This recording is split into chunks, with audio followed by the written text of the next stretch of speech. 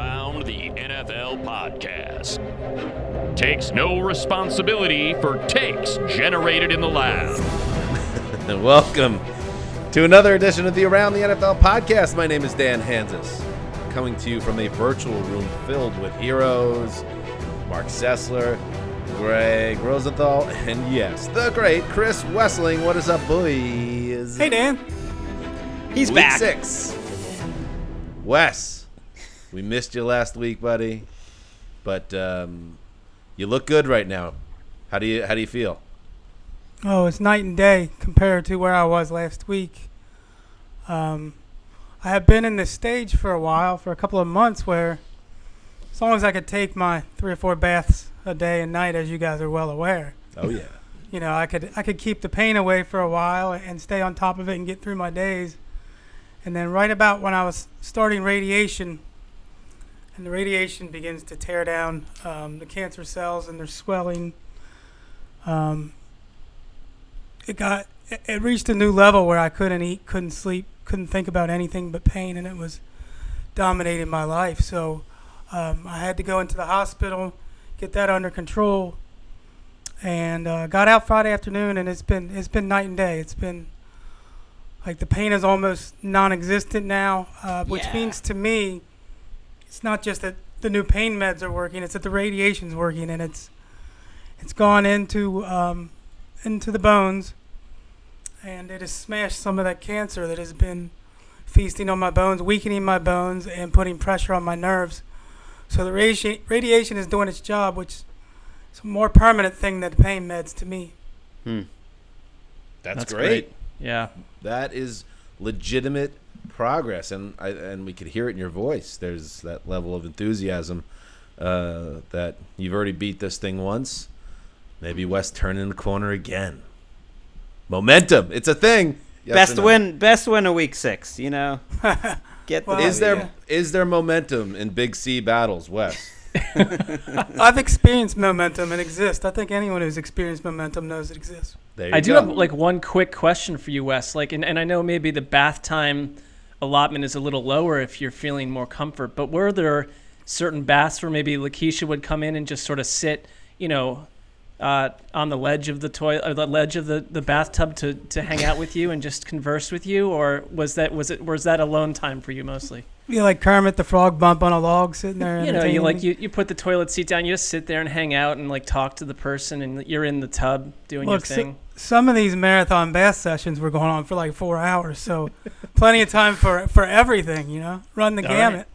All right. Wes just sinks into the tub with the bubbles up to his chin and takes a deep breath and goes, I deserve this. There was some wonderful baths. I have it down to a science now. All right, that's great. Well put, Greg. The biggest win of week 6 is Wes is with us and feeling good and is on a winning streak in the Big C fight.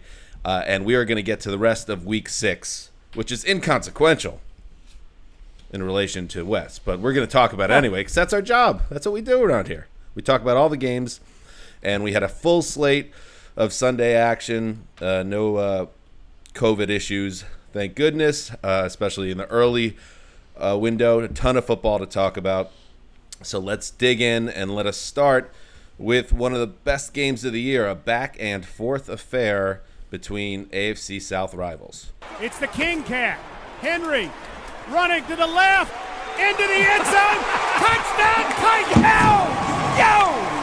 Titans win 42-36 as Arthur Smith comes with the King Cat for the final 5 yards and the victory.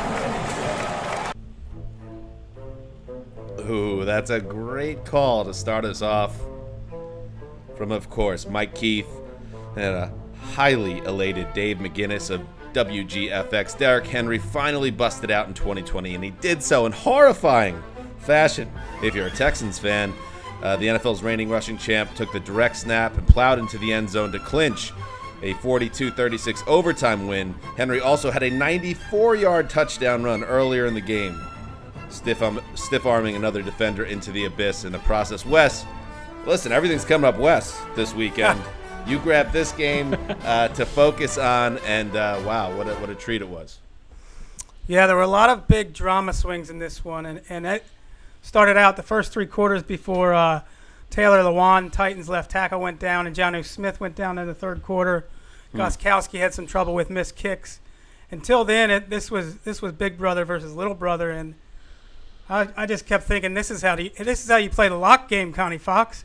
Yeah. You find a team that doesn't belong on the same competitive playing field with the other and take advantage, because you cannot expect the Houston Texans to come onto the same field with these Titans, a well-coached, mature, sophisticated team with an identity.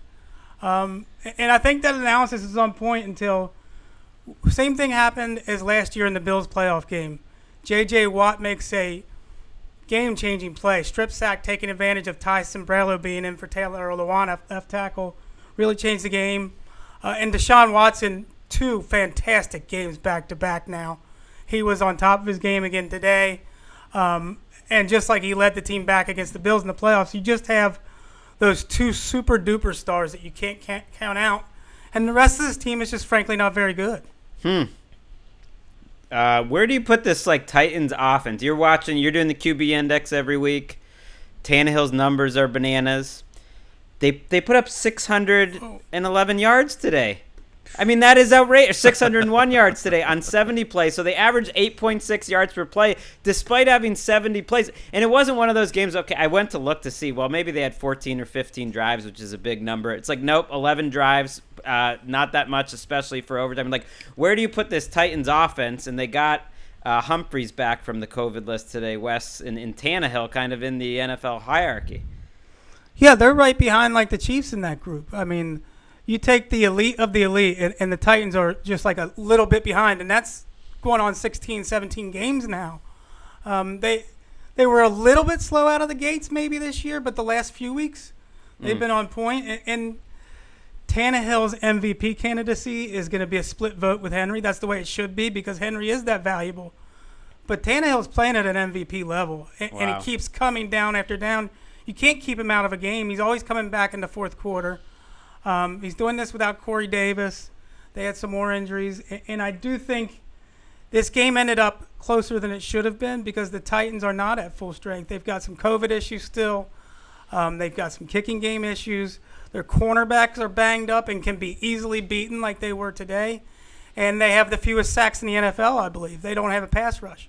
I'd point to the way that, John Robinson handled the contract situation for Henry and Tannehill in the offseason. And that was draped with questions of how could either one of them duplicate what they've done. And it feels like a lot of it in the identity of the attack boils down to, and Dan, I know you find his name to be rather milquetoast, as you all always mention, but Arthur Smith is basically, authoring a stellar resume to become someone's head coach about 3 months from now. Speedy delivery, I call him now. Well, he's Bizarro Gase right now. Everyone reaches their ceiling. Everyone fully develops under him.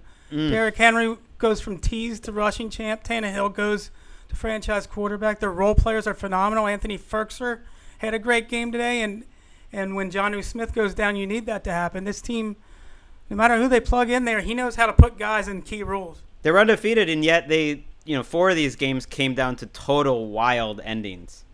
So they're doing it, they're doing it with offense, which I trust, but they want to have more games like that Bills game and not four of these, which have just been crazy games. Titans are a good first draft pick when we're picking games, because most of their games are awesome. Can't wait to watch this game on Game Pass. I had an eye on it because you saw what was happening, going back and forth, and eventually was able to switch over. It's incredible. Week after week, I'm saying it every week now, but it's continuing, that how great the Titans are in the red zone. I believe they actually at one point had 10 straight trips inside the 20 covering the last 5 weeks where they had scored a touchdown, and that carried over into this game. What do you guys think about Romeo Crennel's decision? They score the touchdown to go up 36-29 with a minute 50 remaining. That's a 7-point lead. He elects to go for 2, which would have made it a two-score game, obviously, and effectively ends the game. However, they don't convert, stays at 7, which means when the Titans get the ball back and inevitably West score on an A.J. Brown 7-yard catch with 4 seconds remaining, all they need is the point after to tie it. It was aggressive. I don't know what the New Age analytics say about it, but it seemed a little overly aggressive in that spot. Thought it lacked common sense. I mean, it just lacked all common sense. Why give the conch to the other team? Try to win the for game. yourself. Try to win the game with your best player instead of letting Gostkowski go kick another one. That's not a lock that he hits the extra point, first of all, as the way you mentioned. And I like giving yourself extra chances to win the game. That wins the game with Deshaun Watson, and then your defense has a chance to go win the game, in regulation or overtime. It's about common sense. You make them score and get the 2-point conversion just to take you out of the game. It's about avoiding a loss just as much as it is going and getting that win. It seems like sometimes if you're the interim coach, if you're Romeo Crennel, these decisions don't stick to you the same way. You're sort of like the substitute teacher, but I didn't like it in that situation. I know some analytics heads would, but Jeffrey Simmons, nice job getting the hand up in the air and knocking that pass down. Big sequence there. He had a big third down sack on Watson right before then too. All right, so that was a thriller in the early slate. Only 2 late games, and one of them was a top NFC matchup that everybody was zoned in on because the Jets were involved with the other game. But this one did not turn out as competitive as we imagined. Let's check it out. Rodgers takes the snap, 3rd and 10, drops, pressure coming against the pass. It's intercepted, picked off down the sideline, 20, 15, 10, 5, touchdown Tampa Bay, touchdown Buccaneers, Jamal Dean. First turnover of the season by the Pack, and it's a pick 6. Woo-wee. Gene Deckerhoff, WFUS with the call. The Bolzasants. I saw a tweet today. In my tweet, I could flash real quick because so many messages are coming. It was like, the Bolzasants is real. And I'm like, oh, good for Greg. Not only is Bowles and the Tampa Bay Buccaneers having a big day, now other people are tweeting about it. It's gaining some steam. I go to check it out. It was Greg's tweet. with very little interaction. No one cares about the Bolzasants. Well, you know what? Take the lap, though, Greg. You might have been a little early on it, but now it's right on time because Jamal Dean swung momentum with the second quarter pick 6 of Aaron Rodgers, and the Bucs never let up after that. 38-10 win over the previously undefeated Packers. Tom Brady threw multiple touchdown passes, including his first post-Pats TD connection with Rob Gronkowski. And, boys, this was, once you got out of the first quarter, this was complete domination on both sides of the ball by the Bucs. And another pronouncement by the Bucs that they're a legit contender in the wide-open NFC. And, we talked about it. They lost Vita Vea last week, and what would that mean to their front seven and the importance that he has there? They showed off their depth and ability to adapt because really the Packers had no answers, and Aaron Rodgers was pressured this entire game and making mistakes and never able to get anything going. So the defense just balled out in a big spot, and then the offense just cruised along. And it was just, like I said, a total package victory for the Bucs, who really have announced themselves in a wide-open NFC as a legit contender. Yeah, I love these defensive backs. Like, I think their defense starts at linebacker with Devin White and Levante David. Like, they set the tone. White keeps getting better and better, and Levante David doesn't age. Like, he is still playing at that level. So, to me, that's sort of where it comes from. But because of Bowles, schemes it up where they know pressure is going to get there a lot of the times, these defensive backs are so aggressive. And we've been talking about it now for a while, and I think people are realizing. Like, Jamal Dean, okay, gave up a big play, I think, a week ago. He's top 5 in PFF right now. Carlton Davis is the guy actually gets a little more love from the Bucs coaches as their shutdown guy. Winfield looks like his dad. Murphy Bunting's good. And you add it all up, there's no difference-making defenses left anymore. Like, it's them, it's the Bears, it's the Steelers. That's about it. And what a great place for Brady to choose to go to. The O-line is awesome, and the defense is awesome. He can win a game 38-10 with 166 yards passing. Like that, he chose amazingly well.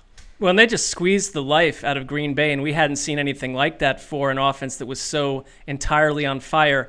They had 5 yards in the second quarter, which is the lowest yardage output in any quarter in the Rodgers era. And you go back and you look at this possession chart. In consecutive drives, the Packers had 0 yards, 7, 0, -4, 2, and 5. And that was like 2/3 of the game right there. And when David Bakhtiari went out with the chest injury, you got to look at what they can do and when you put pressure on Aaron Rodgers. He had only been sacked 3 times all year, and that doubled today, and it looked like it. And suddenly it's like it's a mind-altering win for the Bucs, because you're thinking about the Packers completely differently than we did on Friday. I thought Green Bay was gonna handle this game with ease. Way off on that one. Wes, I know you had the Packers as your lock of the week. Look, this is on me. I overestimated the Packers' offense, which have been at times almost impeccable, despite a few drops and mistakes. But the way they were humming, mowing down franchise records, setting paces that they hadn't set before, and doing it as the number 1 offense in the NFL, and disrespecting a Bucs defense, which Greg outlined pretty thoroughly here, level by level. Fantastic secondary, Carlton Davis. The linebacker play is on fire. Just to dominate one of those special offenses that looked like it was, like the 2015-16 or whatever Falcons offense that has one of those years, and dismantle it like that. What a performance by the Bucs. Rodgers was on tilt. We haven't seen this in a while. I wouldn't expect it to see it very often. But whether it was, the pick six, he's not used to that, and then Carlton Davis makes another play, so suddenly it's 2 interceptions in a row. He's getting sacked. He hadn't been sacked all year. But he was doing things that you don't see. He had Mercedes Lewis wide open for a big play, misses that. He takes a delay a game at one point. It just was... He seemed scrambled, whether it was Bowles or his own play or whatever it was. He was in a hole and he couldn't get out. He had 2 pick sixes in his first 6,214 career attempts. Then he threw a third today, and then he threw a pick, soon after. So it was a legit meltdown. And Fox was dying because they were like, "Look at our luck." We went from there was supposed to be 4 late games, and then COVID madness knocked it down to 2, and nobody was watching Jets Dolphins. Well, someone was. I can report to you. Okay, we'll get to that. For it to end with a Gabbert Coyle showdown. Boyle showdown in the final 5 minutes of game time. That hurts. Troy and Buck were bumming, but that's the way it goes. But how about Gronk? How about Gronk making a play or two? The old man. How about Tom Brady and Gronk looking great while the Patriots offense goes up in flames up there in Foxborough? Not great. We'll get to that too. And people will spend weeks. People will spend weeks. There'll be weeks when they slump this Bucs offense. A lot of things have to go perfectly for them, but hats off to them. Just in the year 2020, we get like Brady outplaying Rodgers and Gronk like coming off the mat, resuming his career, and just an impeccable connection at several times in this game. He looked good Hats today. off to those guys for staying relevant. And the bearded boy said after the game that he does not believe David Bakhtiari's chest injury is a long-term concern. That's the star left tackle of the Packers. So that is one silver lining in this game. Bakhtiari went out early. Let's move on. A measuring stick game for Mark Sessler's Browns. Mayfield shotgun snap, throws over the middle, intercepted. It is Minkah Fitzpatrick. 25, 20, 15, 10, touchdown, Minkah. People have been asking, where's Minkah Fitzpatrick? Baker Mayfield just found out. Oh, Bill Hillgrove. That's good. Body Hillgrove. blow. WDVE. There's the Shaq music. I'm sure Shaq was unbearable today, Cecil. Big Brother still reigns. The Steelers bullied the Browns from start to finish on Sunday at Heinz Field, dominating in a 38-7 win. Baker Mayfield watched the end of the game from the sideline, benched by Browns coach Kevin Stefanski after an ineffective performance. Here's what Stefanski had to say about his decision to sit Mayfield in the second half. I didn't want to see him get hit one more time, and that's I put that on myself. Went into this game knowing we had to keep him clean, and we didn't do a good enough job. So that starts with me, obviously, and he's a very, very tough player, and I know he wants to fight, but it's a long season. We got a game next week, and I didn't feel like it was the right thing to put him back out there. Mark, Mayfield's going to get killed this week for his struggles, but perhaps more credit is due to the Steelers defense, which put it together and showed you again how scary they can be when both sides of the ball are humming. Right. This game is more about Pittsburgh and Pittsburgh emerging as a team to be taken very seriously. I mean, I think we took them seriously beforehand, but, they went out and said, we're going to teach you, Cleveland Browns, where your ceiling is right now. The Ravens taught that lesson a month ago, so I think we kind of forget about that a little bit or think maybe they grew out of that. You guys know that when I watch these Browns games, it's not completely unusual for me, even a minute or two in, to say I know this game is going totally south. And I picked that Minkah Fitzpatrick play because you knew it was over. I mean, the energy around Cleveland's offense was grisly out of the gate, and it had everything to do with Pittsburgh. They put tremendous heat on Baker Mayfield, who came into this game banged up. And I think it was, a benching for just get him out of there. He was not effective on any level today. They reduced him to salt the same way that Bill Belichick has done to rookie quarterbacks for so long. Mayfield looked lost. Case Keenum came in and looked lost. Mayfield was banged up.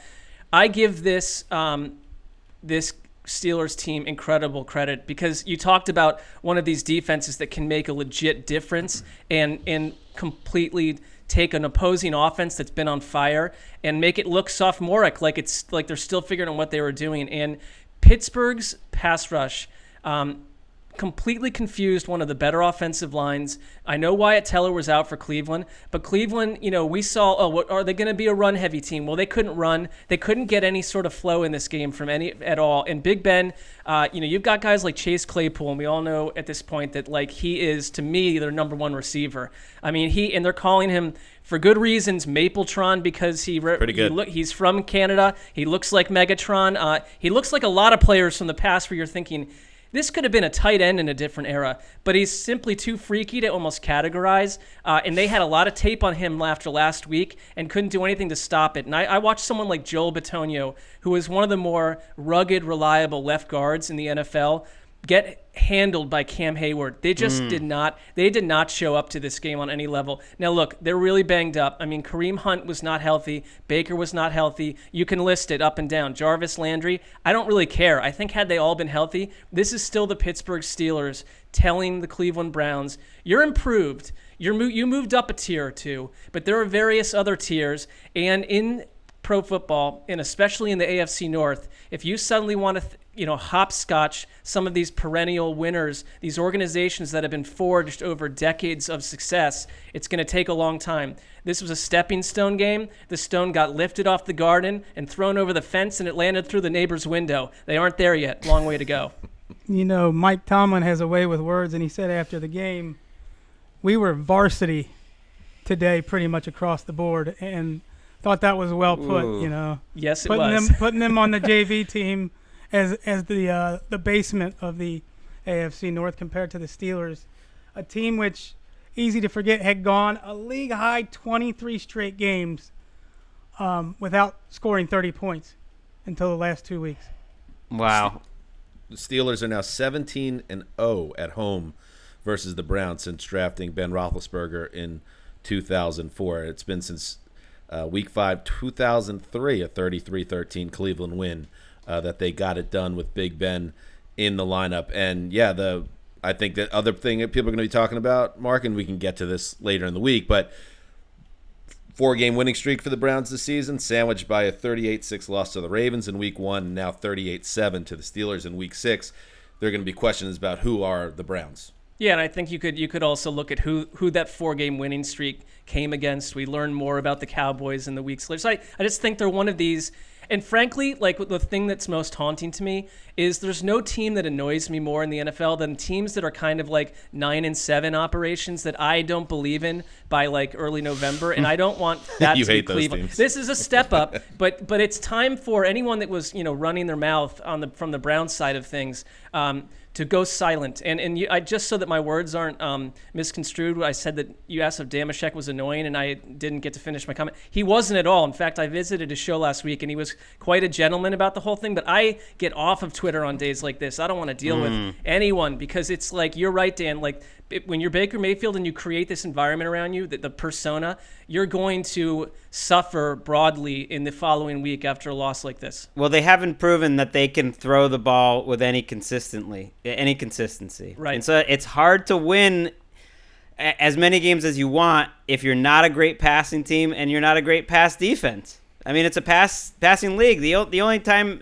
OBJ has a big game is when Jarvis Landry's throwing him the ball and they're cooking up, rushing yards. Yeah, when I take him out of my fantasy lineup, that's when he has his big game.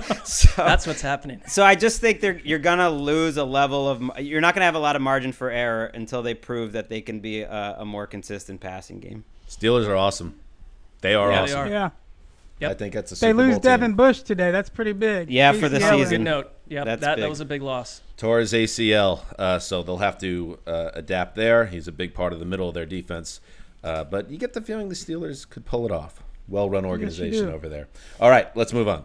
The game snap is back. Here comes pressure up the middle. He throws, and it is intercepted. DeAndre Houston Carson.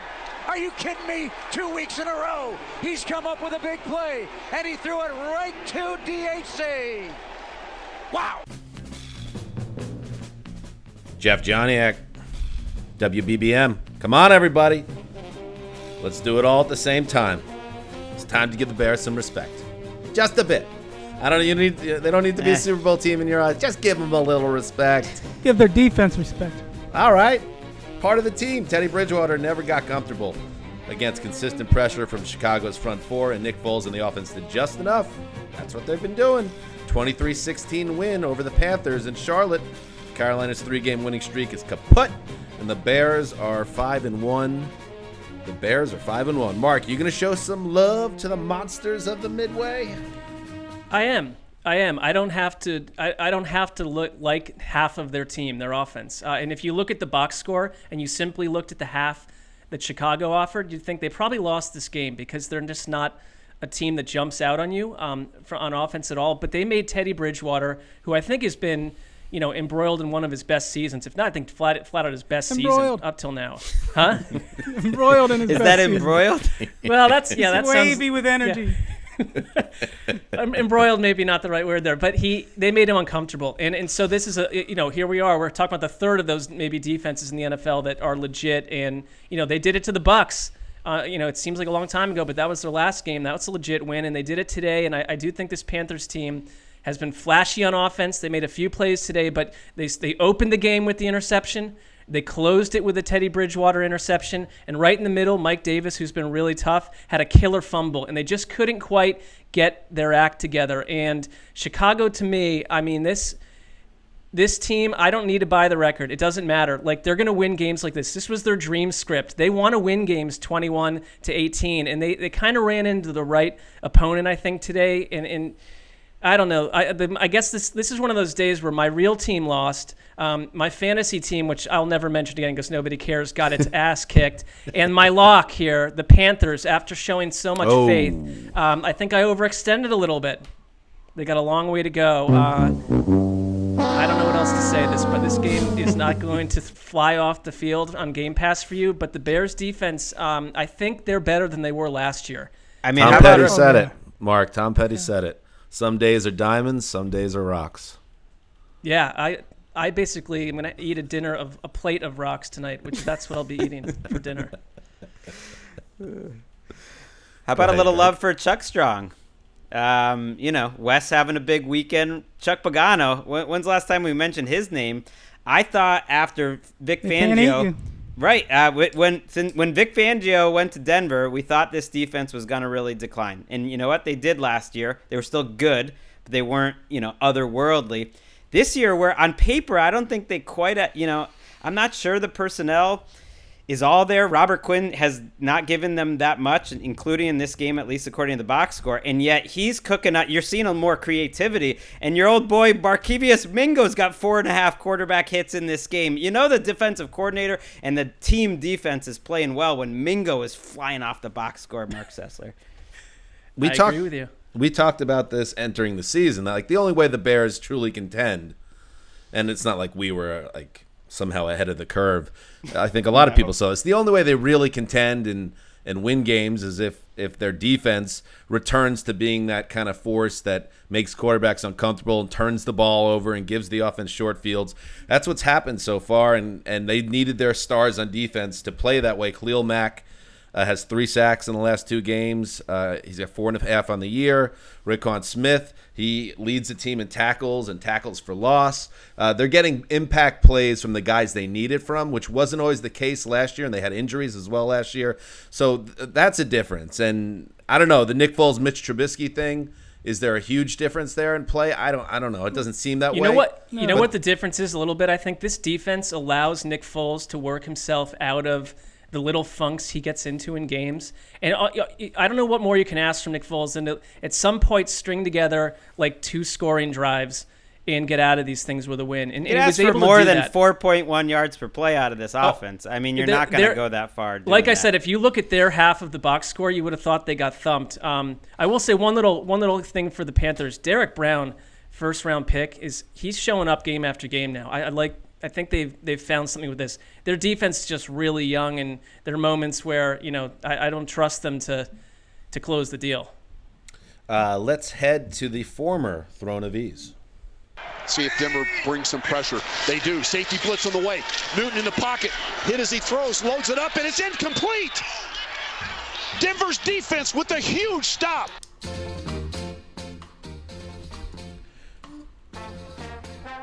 Ooh, I like this. Dun-dun-dun-dun-dun. Anyway, Dave Logan. Barely Tyler Moore or something. It is. It's got a little bit of a variety show from 1973 flair to it. Dave Logan, KOA, with the call. Yes, the Broncos defense put the clamps on Cam Newton, and they got a final 4th down stop to seal an 18-12. Is that a Jumanji win or whatever they call it? Scoregami? I do not know, but I would imagine 18-12 is not. It's in play. 18-12 win over the Patriots in Foxborough. Not in play. That's 2 straight wins for Denver, separated by 17 days due to COVID-19 issues. For the Pats, what do you take from this game? Well, the Patriots, they hadn't practiced much at all in the past 2 weeks as they dealt with the coronavirus. And I guess it could be an excuse to say that's why they were rusty or didn't play well in this game, because we saw what the Titans have done over the last 6 days, piling up points and looking like a smooth machine in 2 wins. But they managed just 188 total yards, 3 turnovers. Cam had a pair of interceptions in his return from the COVID-19 list. And I'll give the New England defense credit. They kept the Broncos out of the end zone. But the problem is the Broncos have the best kicker in the league, not named Justin Tucker, Brandon McManus, who hit 6 field goals for their 18 points. And when Drew Lock almost threw the Patriots, or he threw the Patriots back into the game with 2 late interceptions, which I put a little bit on the game script or the play calling as much as I put it on Lock for why they haven't this kid throw the ball downfield when you could just run out the clock with a little bit more conservative gameplay. They still managed to get the stop. And Greg, I don't know if you had a chance to watch this game at all, but I thought it was telling that once it got to 18-12, it was 18-3. They get the touchdown, they get a field goal, and now they're within striking distance to steal a win here in kind of classic Patriots fashion, or at least the old Patriots. After a game in which Cam is unable to get anything going, his receivers aren't getting separation, you see Josh McDaniels start going to his bag of tricks and taking out these special plays and these trick plays to try to get down the field for that game-winning touchdown, and it didn't work out on a 4th down.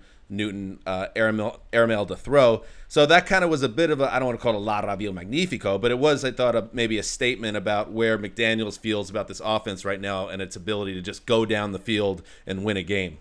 Well, there isn't much offense other than the running game, and in this game, that was basically just Cam Newton. Now they've been very O-line dependent, and they lost another starter there today during the game, Illuminor.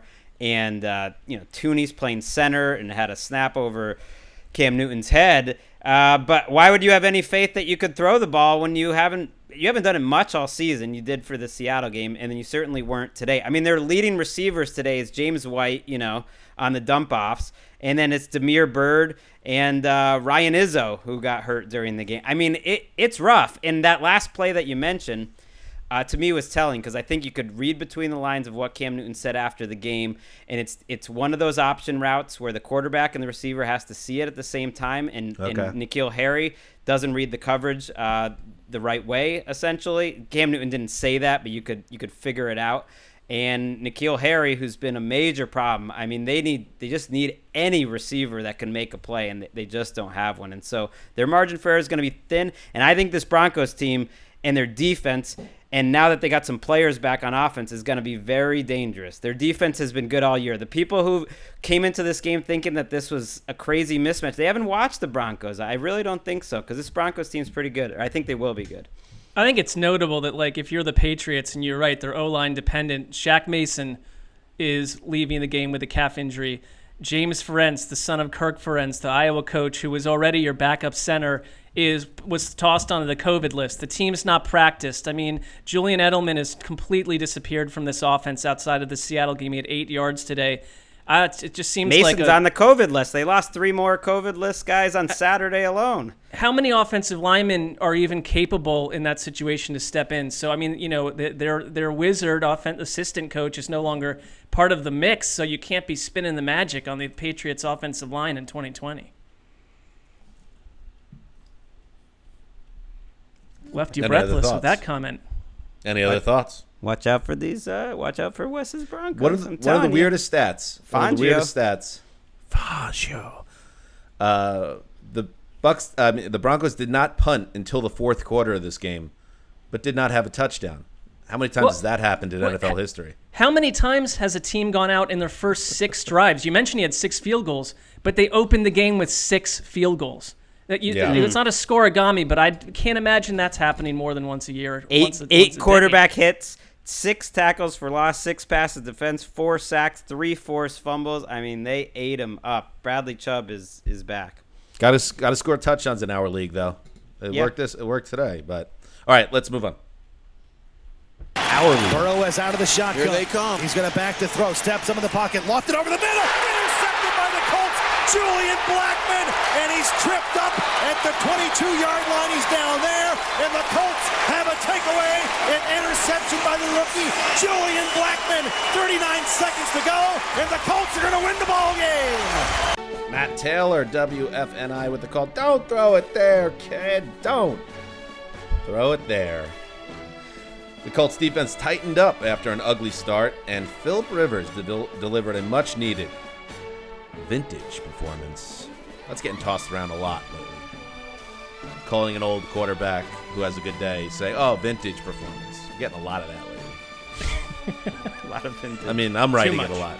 I need to tone it down personally. How about this show? We're having a vintage show right now. We've been around long enough. We're a veteran. In terms of podcast years, we're like, we're a big-time veteran having a vintage show. Anyway, yes, Rivers played extremely well in this game. 31-27 win over the Bengals at Lucas Oil Stadium. Bengals have no idea how to close out games under Zach Taylor. And if we're going to kill Matt Patricia for that, maybe we should kill this guy too. Anyway, Cincinnati was up 21-0 early in the second quarter, and I started seeing those stupid tweets again. It's like, oh, right now the Bengals have a 92.6% chance of winning the game. I don't care. Doesn't matter. It doesn't apply to sports. Just play the game out. Doesn't matter. It means nothing. Anyway, Rivers got hot, and I mean nuclear hot, in the second quarter. These were his numbers in one quarter of play. 14 for 21, 234 yards, 2 touchdowns. And that ate into the 3-touchdown lead. And it was strange because the game felt like it was never in doubt. Like the Colts, even though they stayed Cincinnati close, and Rivers also delivered a vintage interception late in the fourth quarter that gave life back to Cincinnati, but they couldn't do anything with it, ending with the Burrow pick. But for a team to jump out to a 21-0 lead and then just basically in slow motion lose the game after that, it's got to be frustrating if you're a Cincinnati fan. And Wes, I know there are many of them in the West Cincinnati area, seeing that game slip away. But a nice comeback for the Colts, and more importantly, getting the performance from Phil Rivers that you really wanted to see. And he makes Frank Reich look good, because when people like me and beat guys were questioning Reich after last week's performance against the Browns, and Reich said, quarterback's the least of my problems. Well, it literally was the least of his problems in this game. Yeah, I think Phillip Rivers is one of the most misread players in the NFL this year. He does come with his challenges, and I think he and Frank Reich are still figuring each other out. A situation exacerbated by all those injuries there, where you lose Pittman, you lose Campbell. Today you lose Mo Alley Cox, guys who really help out in the red zone where Phillip Rivers struggles right now. But credit, like you said, Dan, he was on the mark today, and by and large he's moved this offense up and down the field this year. They just have to get used to how they're going to balance it, figure out whether they're a run team or a pass team. And Rivers, he's sort of the flip side of the coin to Drew Brees. I'd rather have Rivers right now than Brees. I'd rather have the quarterback who thinks his arm is better than it is than one who has no confidence in his arm, really. And Rivers is going to keep taking chances. He's always taking chances. There's just more throws he can't make now that he thinks he can make. I'm looking forward to watching this closer, but to me, there's some big time concerns. I mean, the Colts, I never thought they were the number one defense in the league.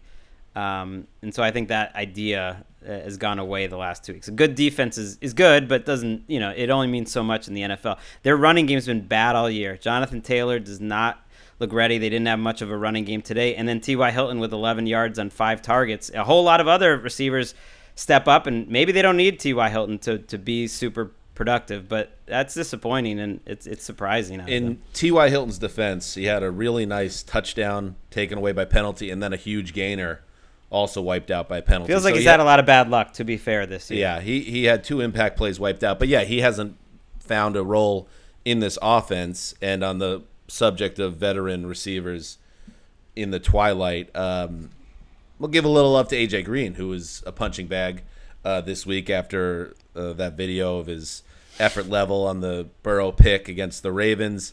The video tweeted by you. Right, but he earned it, and I wasn't the only one. But it looks like and Greg was like, oh, but his hamstring. It was fine. It was always fine, and he was fine today. In fact, he left the game. He stopped playing, and they called it a hamstring. Oh, he stopped playing, all right. He stopped playing when he was still on the field on that interception. But anyway, I just want to make the point that for the first time, Burrow and Green was a thing. 8 for 96 on, I believe, 10 targets. So, that's what you kind of were hoping. The whole idea of the A.J. Green experience with Joe Burrow was that he would kind of be like what Larry Fitzgerald is for Kyler Murray. And, Wes, it had been nothing like that. So that was a positive sign for the Bengals in an otherwise frustrating day. Look, I don't think like Bengals fans. To me, what an encouraging day. I thought that's how discouraging last week was, that it had been a while since I saw a defensive coordinator take apart a rookie quarterback like Wink Martindale did Joe Burrow last week. He's supposed to be unflappable. That's supposed to be his number one trait, and he was the least thing from it. He was crumbling under pressure every single series. One of the worst physical beatdowns I've seen from an defense perspective. And to come back today off the mat like that and to get help from A.J. Green, to me, just to be able to move the ball up and down the field, that's how discouraging last week was. So at least look for signs of progress there, and Joe Burrow is not ruined. I am a little concerned about my Zach Taylor Coach of the Year prediction. It feels like we're off to a bit of a slower start than needed. Well, yeah, like I said, we killed Patricia for the same thing, but the Bengals are now 1-11-1 in one-score games. They've been in every game this year except for last week. The Bengals are now 1-11-1 in one-score games this year. So they're competitive almost every week, but they can't get over the hump. Let's move on. Wentz will keep it on the read option, and the Ravens stop him at the 3-yard line. The defense comes up big. L.J. Ford and Matt Judon blow up the read option. Jerry Sandusky with the call, WBAL. Yeah, that was the 2-point try by the Eagles, who had a chance to come back and tie the game against the Ravens late. but the tackle by Judon and L.J. Fort with 1:55 to play allows the Ravens to escape with a 30-28 win over the Eagles, and Baltimore is now 5-1. Greg, I stopped even glancing at this game after the Lamar touchdown that made it 24-6. What happened from that point on? I was stunned to see the final score and that it actually came down to one play. It felt like the announcers, the Ravens coaches, everyone stopped paying attention to this game.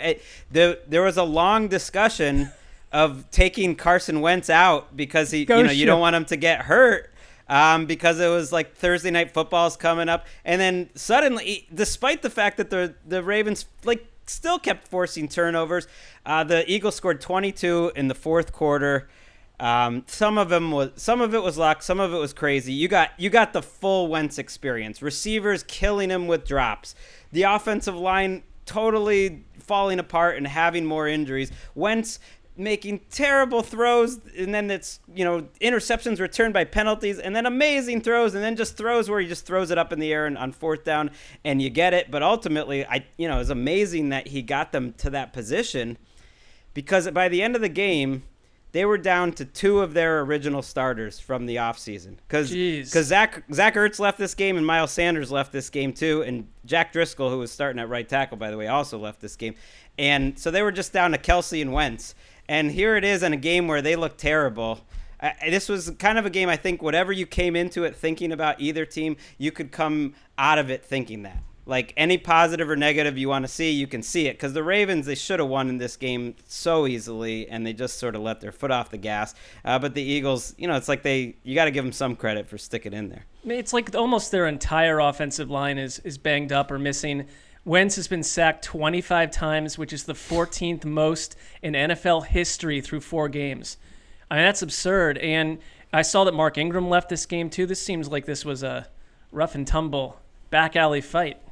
And on the subject of Wentz being so up and down, I was checking out the Football Night in America pregame show before we started, and Chris Sims and Tony Dungy did a nice job diagnosing that final 2-point conversion, and they completely called out Carson Wentz for, as a quarterback, he should have been able to read what the Baltimore defense was showing and check out of the read option play that had no chance of working, and he didn't, and it led to their demise. So Wentz, the difference between Wentz this year and last year is that last year he was the guy, the steadying force that kept everybody above water, and they asked so much of him, and he delivered. This year, when they need him to be kind of perfect again, he's not, and he's imperfect, and he's making mistakes. And I can't speak too much more on the game, Greg, because I haven't checked it out yet. But it's week after week that these mistakes kill them. Right. If the Ravens' offense of last year had been here, this thing would have been 45-7. I mean, the Eagles got through their first 6 drives without a first down, 5 3-and-outs and a fumble. and a lost fumble. It was very similar to the Bengals-Ravens game, where the Eagles' defensive line controlled things against the Ravens' offensive line, and that's what I mean about, like, whatever you came into this game, you could leave it, with it. If you're a Lamar optimist like me, you could say, well, he hit a couple really nice 3rd and longs, and he ran for over 100 yards on scrambles. On a bad day, you still put up 30 points. Like, that's pretty good. On the other hand, like, their running backs got absolutely nothing.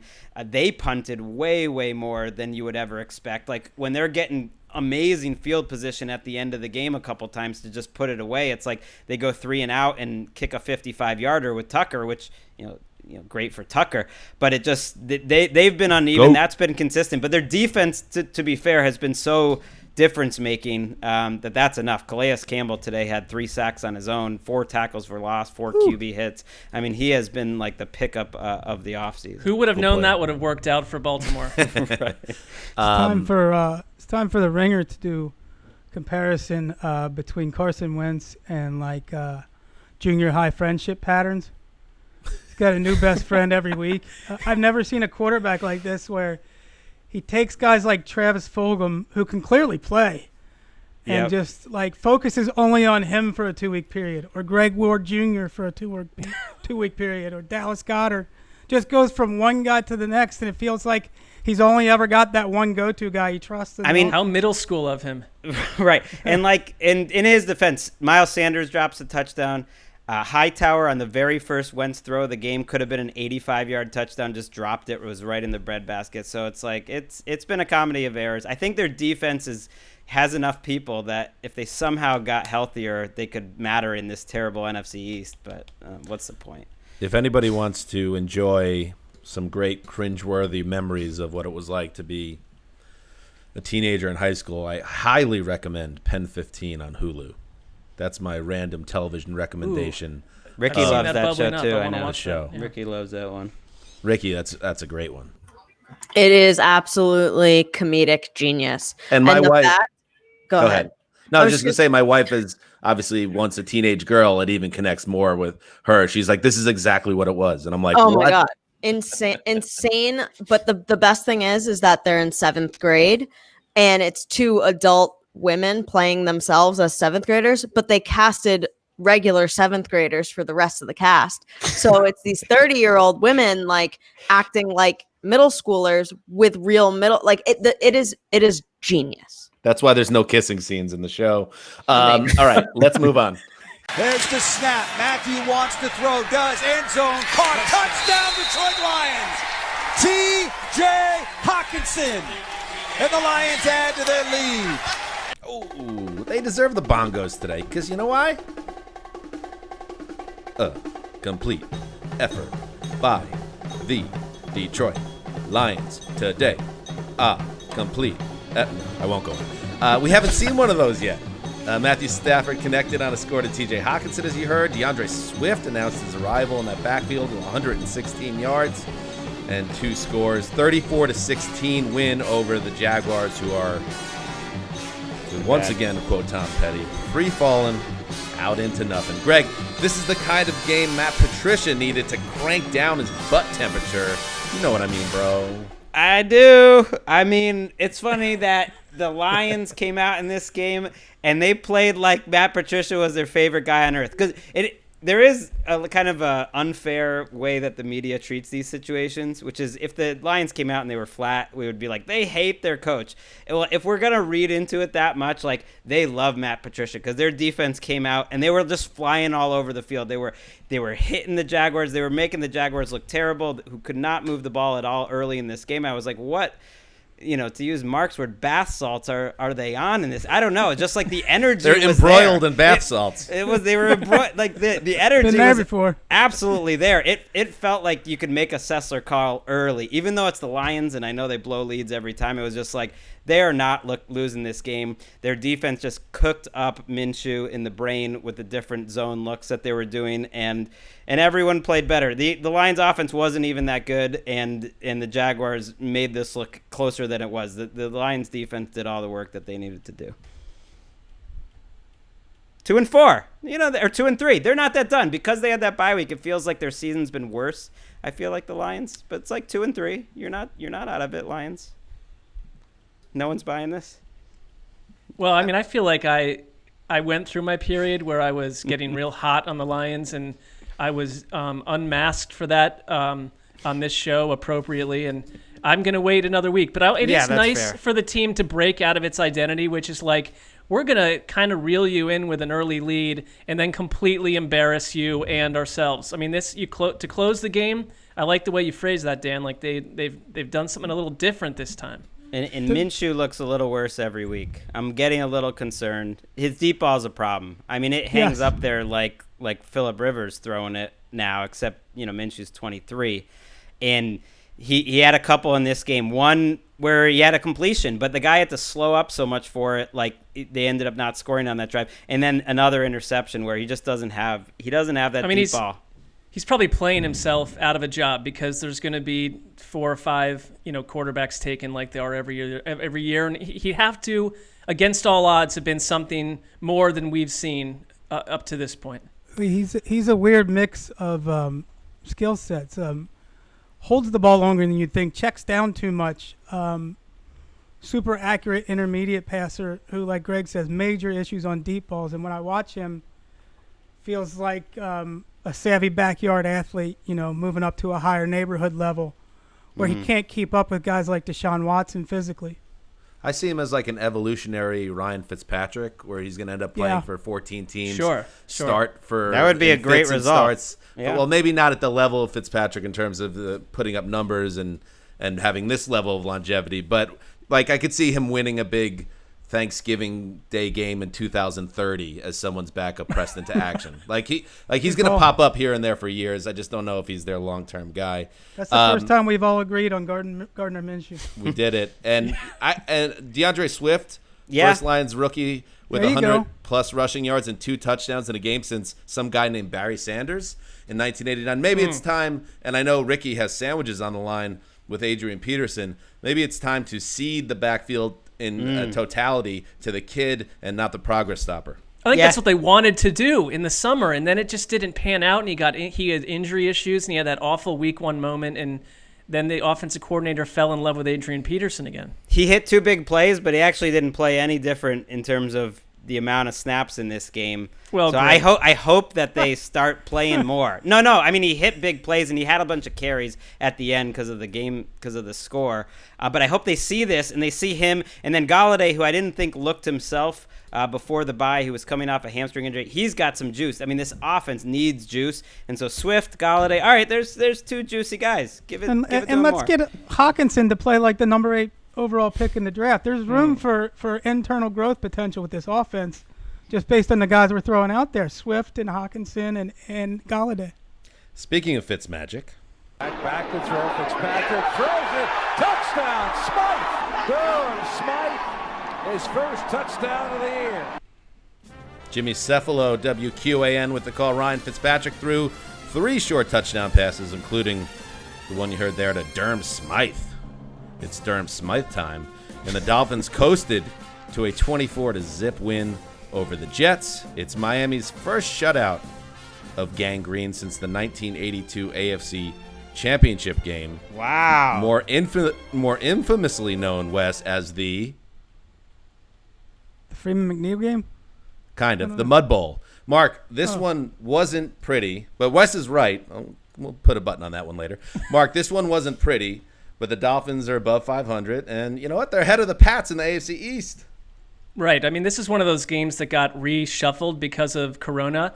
And the Dolphins, it might be easy for people not watching these games to say, you've just smacked the Niners and taken care of a bad Jets team. What are the Dolphins? I see a team that's getting to the quarterback better than they did last year. They have a little bit of energy with their pass rush. I mean, it's hard to measure that this week against the Jets. I think we say that every week. What are you looking at with the team that plays New York? But Miami, after that early, scoring flurry, these 2 teams combined, and I'm trying to think if I've seen this before, to go 0 for 19 on third downs before the Jets finally converted their 20th of the game's 20th third down attempt, and it looked like the Jets were going to maybe. Mark, we have that. I asked Ricky to pull sound of Fox calling that third down conversion by my New York Jets. Ricky? All right. 3rd down and 4. Flacco, pocket collapsing, hangs in there, and he completes it to Perriman. Our first 3rd down conversion today. I thought they might stop the game for a moment, take that ball, send it to Canton. Kirk Gibson. Good job. Good job, James Lofton. Here's the problem, though, Dan. Here's the problem, and that's a moment. There's a lot of problems. That's Mark. a moment to build off, I guess, if you're the Jets. But it's followed up by a 28-yard sack of Joe Flacco. Hey, it was only 26, Mark. It was only 26. I believe it was 28. Oh, really? It was. And the Jets, over the second and third quarter combined, 2 yards passing. So we get it, and I think that Dan, you started tweeting about this, and I think that the patience that I would have for this entire coaching staff needs to end as soon as possible. One of the things that seems to be most consistent on a team with no consistent positive aspects of their offense, hideous penalty scenarios. I mean, they are awful with the flags, but it's not just that. It's the personal fouls. They had another 3 of them today.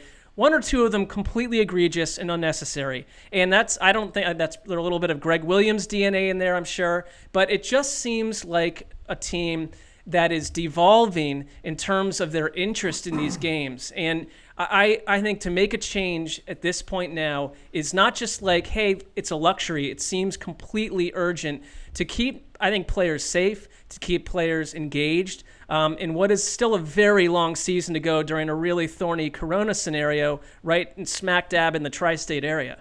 Wes, Headlock Watch is on in earnest right now with the Jets. Before the game, Fox. Let's get ready to rumble! Welcome back. Yeah, and Fox is straining for the high notes on this, and I'll explain why in a second. But at one point, they showed Gase and Greg Williams both with their masks on, and it looked like Gase was giving Greg Williams a mouthful after Greg Williams and his presser earlier this week basically hinted very clearly that the defense's struggles this year can be put on the offense on some part and in some part. And so this is going to happen, Wes. I think the only thing for Jets fans, the only thing that to give Jets fans at least those two guys fighting to the death would be something fun. And on the subject of death, not literal death, you got to fire these guys. You can't keep doing this. And I know when I say that on Twitter now, I have Jet fans that are like, no, you don't get it. This is all on purpose because they want Trevor Lawrence and they want to go 0-16. No. That's not how it works, because you owe it as an organization to have some sense of level of dignity to when something clearly isn't working and you are the laughingstock of football and it's getting worse and worse. And like Mark's saying, it's devolving to the point where people can get hurt and it's just you're not even competitive. You need to make the move just to be an organization that is seen from the outside that has some idea of what's going on in the world right now. And if they keep Adam Gase employed, he should be fired right now. And I kind of thought he might be fired by the time you hear this. Yeah. And frankly, that's too late. There's no way you should keep Gase through the end of the season, and you can't keep Greg Williams either. You got to get them both out of there and promote from within to get through this hellscape of a season. But enough is enough. You cannot keep these guys in the building. You can't keep Adam Gase as the face of your organization any longer. You can't do it. You got Greg Williams as the biggest face of negative energy on the defensive side of the ball in the NFL over the past decade. And Adam Gase is now becoming the biggest face of negative energy on the offensive side of the ball over the past decade in the NFL. Get him out! I mean, you need both of them out of there. They're poison right now. They are poisoning your organization, and people don't need to come to work in that negative energy every day.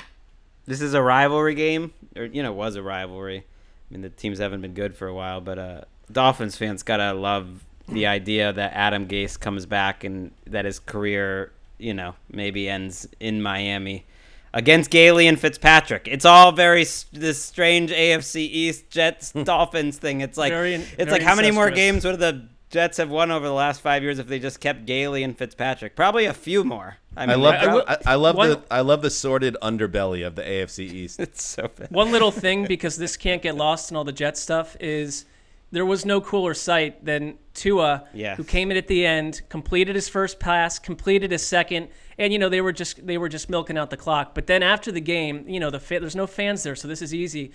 Tua came out and just sat on the 15-yard line alone in a totally empty stadium in his uniform and FaceTime his parents who were at the game because, we know what he's been through to get to this point. A sunny aspect to what was one of the gloomier football games I've watched in a while. That's awesome. And like Fitzpatrick on the sideline, because there was like 10,000 people in the building, raising his arms in the air, trying to get the crowd to be louder when Tua came in the game. When you're winning 24-0 and the organization is going in the right direction and you have the exact right veteran quarterback to be involved in that situation, Brian Flores and the Brain Trust there are doing something right. Now you just need Tua to be able to play once he gets in there, because who we know can play? Justin Herbert, who the Dolphins didn't pick.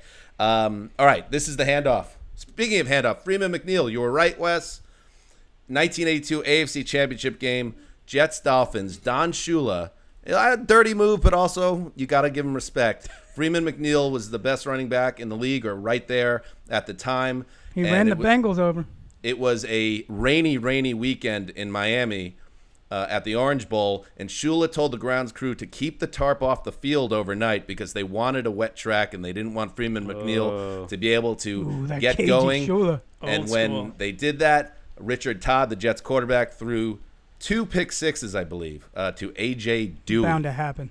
And I do remember A.J. Dewey. Mark remembers him, always playing with the shirt tail out, batting down passes all the time. He was a monster. So Richard Todd was the first football card I ever had, by the way. Mud Bowl, Freeman McNeil game, A.J. Dewey game. Anyway, it was 14-0 Dolphins to the Super Bowl. All right, here we go. Chris Wessling, looking good, sounding good. We love you, brother. Now another handsome, bald white man will take your spot. It's great to be back. Thanks, guys. Thanks, Wes. What's up, Shook? Hey, Wes. Let's keep rolling. Ryan stepping up. Matt thought about it. Now gives ground. Going to flip it down the field. It's caught Jones. Julio 10-5. Touchdown Atlanta. Amazing. You hear it in Wes Durham's voice. WZGC. GC, good call. They needed this. The Falcons are officially youngry. We have a youngry alert. Falcons are youngry as hell under interim coach Raheem Morris. Matt Ryan threw for 380 and 4 touches, including that 40-yard stroke to Julio Jones. And the Falcons crushed the flatlining Vikings 40-23 for their first win. Shook, the Falcons have taken big leads on their opponents all season, it feels like, but this time they actually held on to it. Yeah, they held on to it, and it was powered by their defense, which if you're a fan of Dan Quinn, you wish that would have happened, I don't know, any of the times in the last 5 weeks they've played a game, especially in the second half when you had leads in those games and just needed a turnover and maybe a substantial drive to put away one of those games. No, it happens the week after Dan Quinn gets fired, which adds the Falcons to an esteemed group that also includes the Houston Texans, who won their first game following the firing of their head coach this year. But it was a game that, the defense got turnovers early and the Falcons produced points off of it, notably getting a field goal in just before halftime to build a 20-0 lead going into halftime and really having the Vikings in a bind that they just couldn't get out of. And then, for the majority of this year, the Falcons have had a pretty strong offense.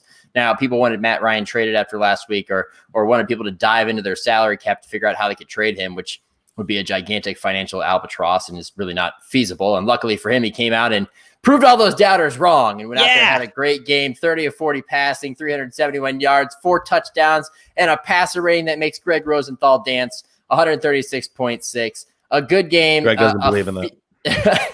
Yeah, I know. It's an antiquated stat. I know it is, but we used it anyways. In their first victory of the season, finally getting off the schneid. 1-5 is better than 0-6, but it's still 1-5. Well, I felt like they were really good. They were too good to be 0-5. So I just like it when the football universe corrects things. For instance, DVOA, they were better than about 7 teams. They have in the last 2 weeks returned all 5 out of their 6 top defensive backs. It's players do matter. It does matter when you get 5 starters back. But you got to give Raheem Morris a little chance here to go on a wild run and win Coach of the Year. Well, and I would say this. You're Raheem Morris, and you have to go into a game where both of your defensive line coaches did not join the team due to Corona scare. So that's a whole position. That sounds like something we would just brush off and be like, they'll be fine. But that completely changes your process during that day. Let's listen to Kirk Cousins, who was obviously had a nightmare game, cleaned it up with some meaningless scores, but still was a major problem. See what Cousins had to say after the game. The reality is if the pace, that I'm on in terms of the interceptions, if that were to continue, I won't finish the season. I won't, you know what I mean? So there's a little bit of, you got to improve, whether it's, them telling me, hey, we got to improve or them pulling me, you got to get better. And that's the 5th time in his career he's had at least 3 interceptions. 2 of those 5 games have come this season. It happened in week 2 in Indianapolis, and Cousins has been a major problem. But I talked about in the preview episode on Thursday, Shook, that coming off that stomach punch loss Sunday night to the Seahawks, you kind of could see this going either way, where they were either going to kind of build off the positives from that and have some sense of, understanding the moment that this is our last chance to get our season back on track, or they were going to flatline. And that's what it seems like based on final score and Kirk Cousins' tone after the game. Well, not having Dalvin Cook definitely didn't do them any favors, but neither did the deficit that they built very early on. It kind of took away the running game. And if you look at their statistics, Alexander Mattison led them in rushing with 10 carries for 26 yards. I mean, it was non-existent. It was basically all on the shoulders of Kirk Cousins. And let's face it, when you're a football team that wants to win in the NFL, you more often than not don't want to put the game on the guy that you fully guaranteed his contract. Even though you did fully guarantee his contract, that's not the guy that you want to necessarily put out there to lead you to a comeback victory at home or on the road, coronavirus or not, and so when they're in that situation, it's an uphill climb, and he just made it worse. I mean, and you think back to last week and that loss that they suffered against the Seahawks, and that was a team that was competitive. That was a team that was in a game. That was a team that was resilient. I mean, they came back they had this huge lead. They give up the lead. They go behind. They come back. They take the lead. You're like, wow, these guys are some fighters. They were not fighters at all today. And I think you're right, Dan. Last week might have been that point where you followed up with a game like this and things could really go off the rails pretty quickly. All right. Speaking of things that have gone off the rails, here's a recap of Washington at New York Giants. Transition. Allen calls out signals. Youngry. The snap. He's back. He's Bring back Youngry. Left. He's running. Looking to run. Now stops. Now under pressure. He just throws it in the end zone. Incomplete. So the Giants stop him on the 2-pointer. The SS Riverboat Ron sank in the swamps of Jersey. The Washington football team opted to go for 2, down 1 point in the final seconds against the Giants, but Kyle Allen's pass fell incomplete. 2019 Giants win. Same score, Super Bowl 25 mark. I know you remember that one. It is their first win of 2020. The first win for Joe Judge as an NFL coach. Shook, we seem to see this decision pop up every year. I feel like it happens every year at exactly October 18th also, for I don't know why. Where do you stand on the 2-point attempt when the PAT assures you OT? I mean, it depends on how much confidence you have, and considering the Where do you stand, Shook? Where do you stand, Shook? Considering the fact that Ron Rivera turned to Kyle Allen with some significant confidence, at least compared to Dwayne Haskins, I stand on going for the win, of course. Okay. And then if it fails, you have to own it. Let's be aggressive. I mean, if I was in that situation, I'd probably kick the extra point because Kyle Allen basically fumbled the game away, a possession earlier, and then led them on this drive down the field in the final minutes. They score with a little over 30 seconds left, and suddenly you're thinking, maybe I'll tweet, jokingly and also not jokingly, legacy drive, Kyle Allen, redemption. And then he rolls out left and the ball flutters out of his hand. I mean, this isn't Mark Ripien, 1992, behind center. You're putting a lot on the shoulders of Kyle Allen. That's a nice little jab at Mark. And in Mark's defense, I will say New York officially has a win this season. It wasn't on the part of the Giants. It was the first win for it. Or it wasn't the part of the Giants. It was the first win for the city of New York. Well, fans in Western New York will tell you that New York has won many games this year, and the Jets and Giants don't actually play in blah, blah, blah. Don't care. Go on, Mark. Well, I was just going to say, I mean, this probably would be one of those games that forget the condensed mode. I'm just going to watch the full broadcast of this and just marinate in it for 3.5 to 4 hours. But I do think that the Giants defense has shown something the last couple of weeks. Guys like Kyle Fackrell, who is a real human being, like he has produced week after week. Am I overrating them? Well, no, I think that's their defense has improved a ton. They're average, and they were one of the worst. Right. What does that mean? For years in a row for a good reason. But I mean, if there's something to point to along with the victory, I mean, it's been pretty consistent. Shooky, though. Don't you got to know your team? Ron Rivera, you're going up against a Giants offense that stinks, that your best play is Daniel Jones running for 74 yards. They don't have it. They don't have any offense. Otherwise, you're a defensive team. The Labravio Magnifico for this entire Washington season to me was Ron Rivera's answer for why he didn't take timeout earlier this season when he said, well, you don't want to get players hurt. It's like, I don't know. That's all I needed to know about this Washington season. I just think he wanted to end this game. He didn't want anyone getting hurt in overtime. Yeah, I mean, it was an ugly game, but the Giants were able to take the lead on a Tay Crowder fumble return for a touchdown. Now, I would guess that 95% of football fans, and most residing outside of New York City or wherever in Jersey they are, Northern depending on New who Jersey. you ask. Yeah. But depending on who you ask, didn't know who Tay Crowder was. I mean, this is, like you said, know your team. Go for the tie. Expect them to make a mistake. It's a battle of two bad football teams. I understand wanting mercy and wanting to get off the field. But at this point in the season, we're not even near the halfway point yet. Go to overtime and try to play for the victory. It was good for you, Shuck. You didn't want to cover this game in overtime, so it was good for you. I mean, it made for an easier transition for sure. This is how you get to the Meadowlands from New York. You get on the Garden State, you're southbound. Take it down to exit 153. Get off there, get on Route 3. That'll lead you right into the stadium. You could also get off at 163, or you can hop on Route 17. You have a lot of different options, but none of them are in New York. You know what's wild about that area? When you're taking the highway, all you see is in the distance these like just dilapidated, abandoned buildings that might have been hotels or casino hotel combos in the past. And there's just meadows around, a little bit of swampland. You hit the exit, you come around, you think the bus might go off if you're on a team bus like I was with the Browns. And then you pull in, you cross through the parking lot, and you see scores of Jets fans all flipping you the bird at the same time. That sounds like a Springsteen song you just gave us there, Shooky. All right. Let us – oh, by the way, our boy Crowder, Tay Crowder, did anyone mention he was Mr. Irrelevant? No. Well, he was. Not so irrelevant anymore, people. To Sunday Night Football. Oh, Sunday night. And the pass is caught and on the run. It's Kittle off to the races for the touchdown. Brandon Staley calls for the blitz and gets burned on a 44-yard fourth down pass.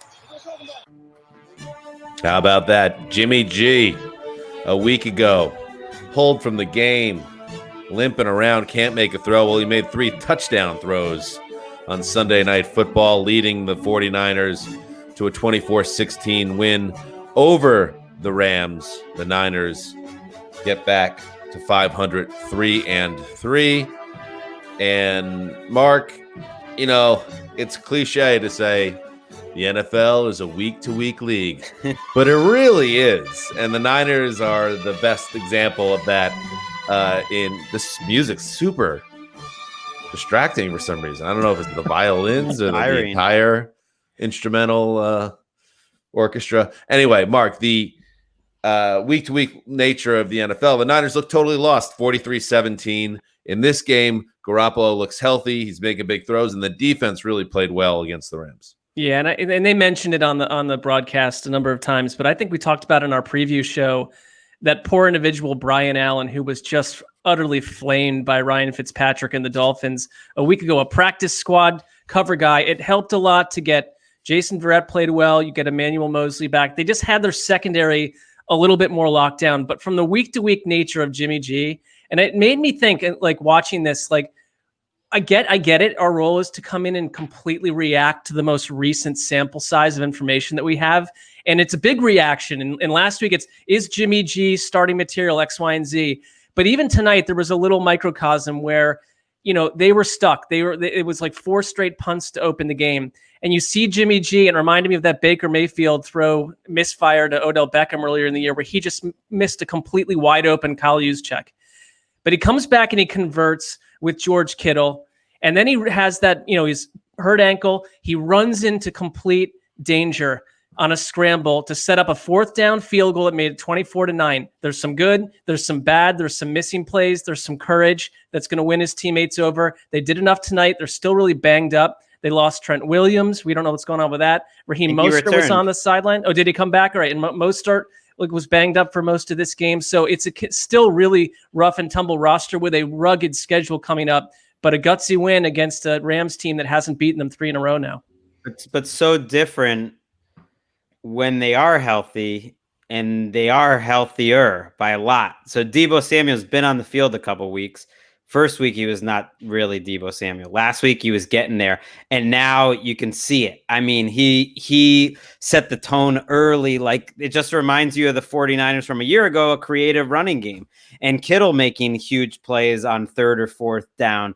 And Mostert, even though he sat most of the second half, he lit him up in the first half, and that's pretty much all the offense the 49ers needed. Like, it was a Kyle Shanahan game because Jimmy G didn't blow you away. And at one point he was 13 for 14 for 199. And it wasn't like he did anything out of character or had to make any crazy throws.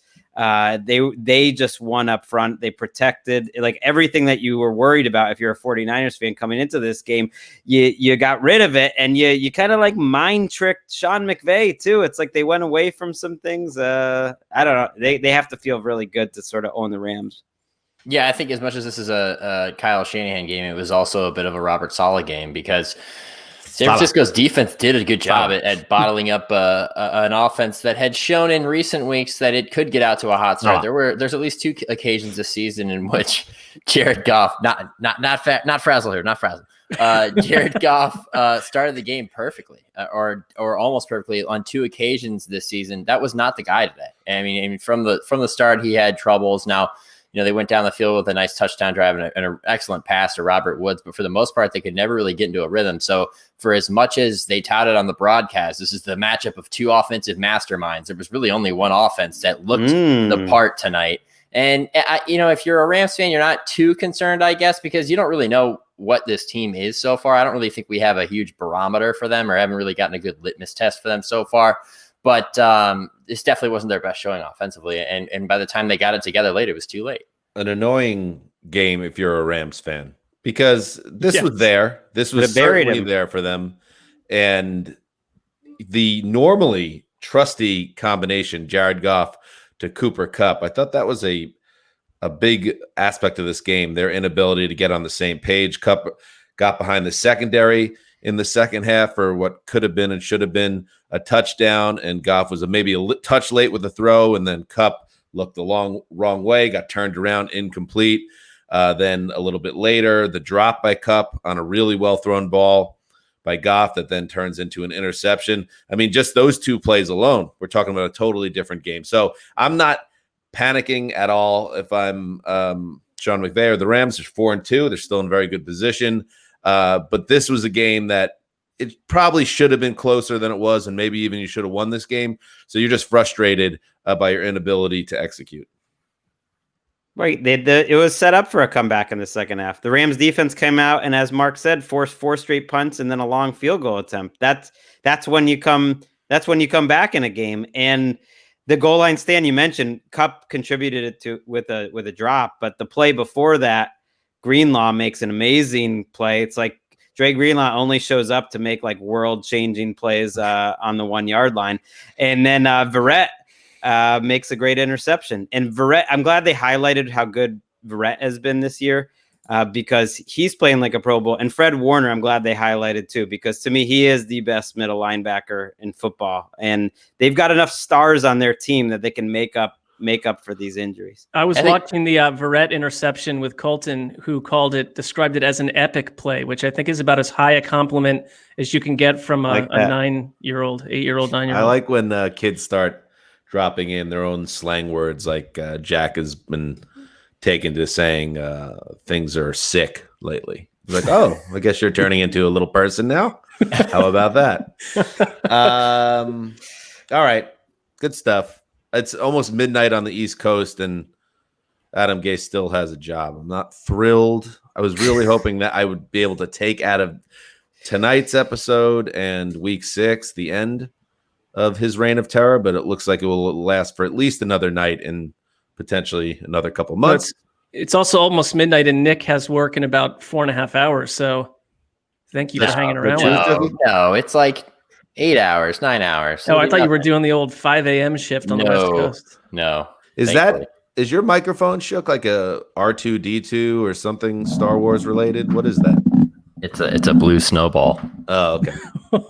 I don't know. I got this off Amazon probably 5 years ago, and it's worked pretty well for the most part. I know you're moving. Did you pack your actual microphone, and this one was just still out, or this? No, this is the one I use for everything. And somebody commented on last week's show that it sounded like I was in like some sort of metallic chamber.